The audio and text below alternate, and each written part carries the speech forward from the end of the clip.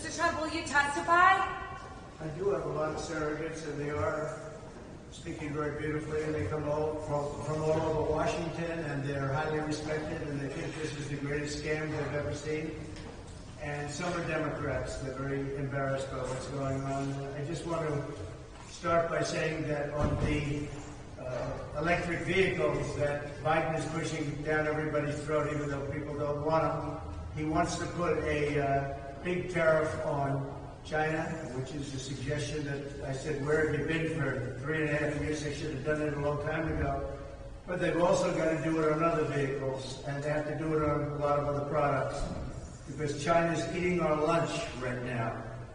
And they went away from what I was doing. They're eating our lunch, so they have to do it on much more than electric vehicles, and they have to get going fast, but it should have been done 3.5 years ago. I did it. I started it.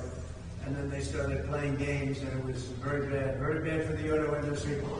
In Michigan, the auto industry is doing very poorly because jobs are starting to leave. We're losing. You know, with the electric vehicle mandate, they're going to be made in China. They're all going to be made in China and also in Mexico, owned by China. Poll just came out, the very respected Redfield Wilton, and it has us up 6 in Michigan, 7 in North Carolina, Pennsylvania +2, Georgia +5, Florida +9, Arizona +2, and up in every other place 2. So that just came out. That's on top of yesterday's New York Times poll. I think today I might just quote somebody that frankly has been extremely respectful to me over the last a few months. He's watching this scam taking place. Michael Avenatti. Have you heard the name? He said, the next time you're accused of something by someone, a co-worker, neighbor, friend, significant other, stranger, ask yourself if it would be okay if only they were allowed to speak, accuse, antagonize, while you were not allowed to respond. He's talking about the gag order, or defend yourself in any way. If your answer is no, then you too should be angered by Trump not being allowed to respond to the various people that are making comments.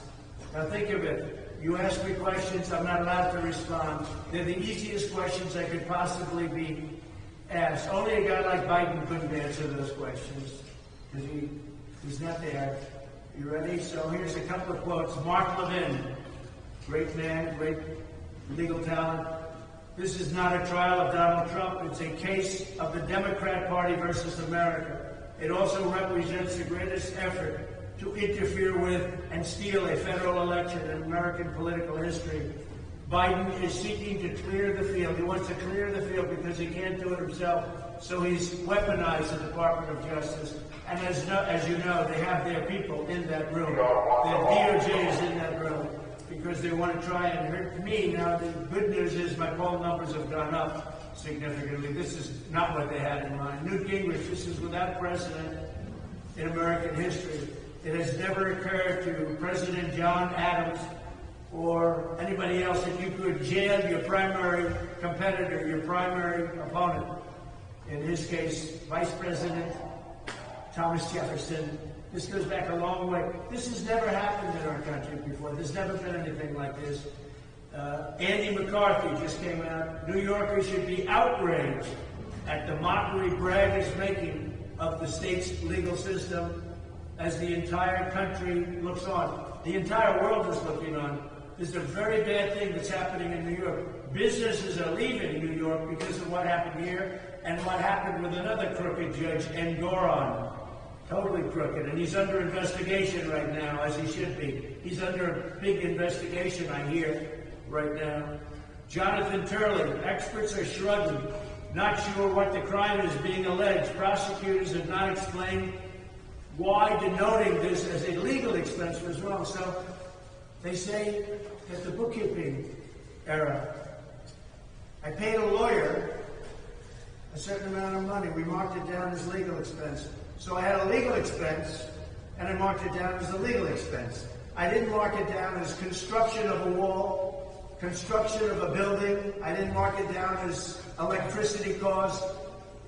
I took a legal expense, and they called it, I didn't do it, a bookkeeper did it. You did it exactly right.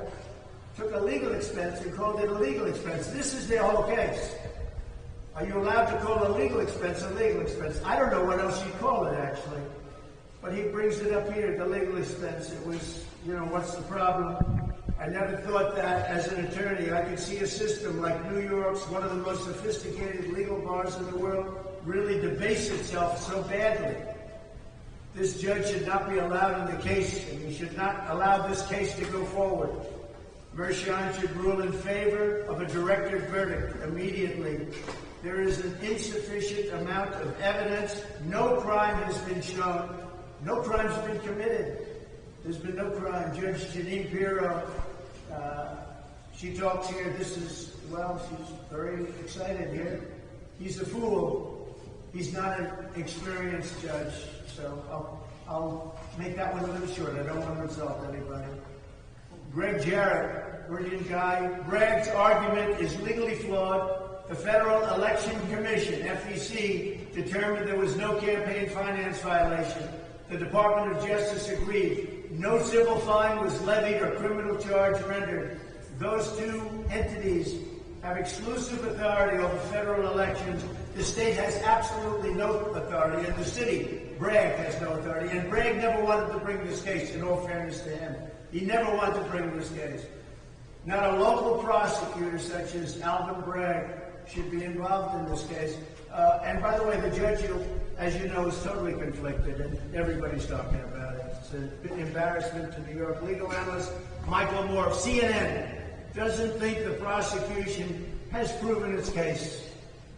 Senator John Kennedy, respected gentleman, I will tell you that trial says more about politics than it does about an alleged crime.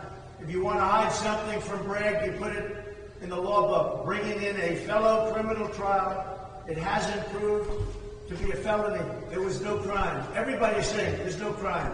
There is absolutely. But I've been here for almost 4 weeks in an icebox. I call it the icebox, listening to a judge who's totally corrupt and conflicted. Will Shaw, highly respected lawyer. Hush money, it's not a crime. Signing an NDA is not a crime.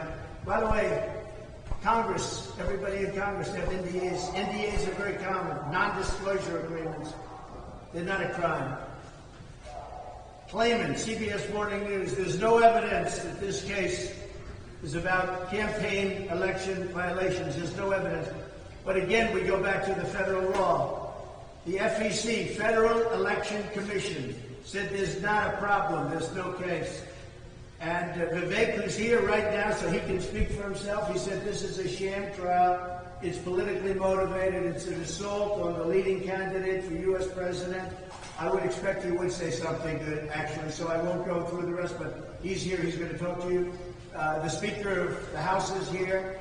We have Byron Donalds. Corey is here. We have a lot of great people here to talk to you, and they won't let them speak here. I guess they want to make it difficult for them to speak. So for some reason, I can speak here, but I'm the only one that's allowed. The gag order has to come off. So when you ask me a question about the people that we're talking about, I'm not allowed to answer. There's never been anything like this in the history of our country. It's a scam. It's election interference at a level that's never taken place before. And now, if you don't mind, I'm going to go into the icebox and sit for a long time. Thank you very much. Mr. Trump, will you testify? Mr. Trump, what can we expect